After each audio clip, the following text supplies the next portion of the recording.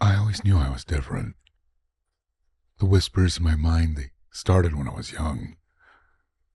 At first, they were just faint murmurs like a breeze rustling through the leaves. But as I grew older, they became clearer, more insistent.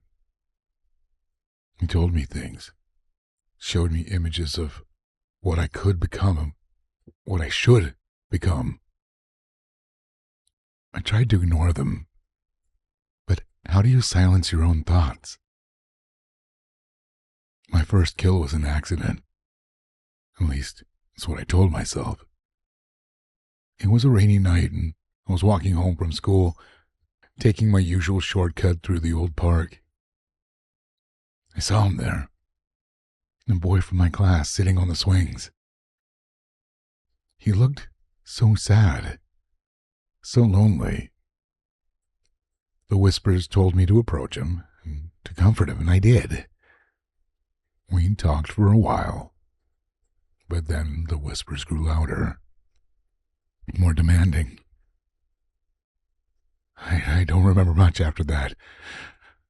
Just the feeling of my hands around his throat, the warmth of his blood on my skin.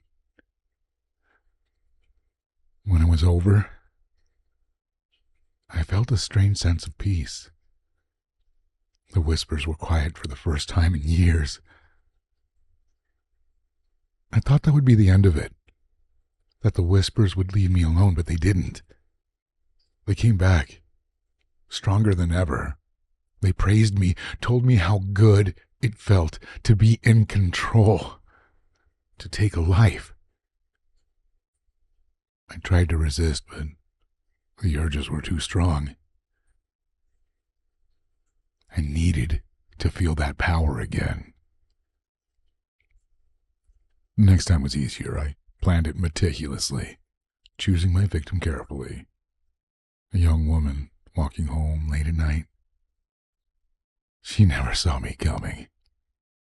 I followed her for a while, savoring the anticipation, the thrill of the hunt. When I finally struck, it was quick, efficient. I watched the life drain from her eyes, and I felt that familiar sense of peace wash over me. The whispers were pleased. I became more confident after that, more daring. Each kill was a work of art, a testament to my skill and my mastery. I left clues, taunted the police, enjoyed the game of cat and mouse. They never came close to catching me. I was always one step ahead, always in control. But then, I made a mistake. I grew complacent, arrogant. I chose a victim too close to home, someone who knew me. It was a risk, but the thrill was too enticing to resist. She was a neighbor, a friend. I lured her into my home, offered her a drink.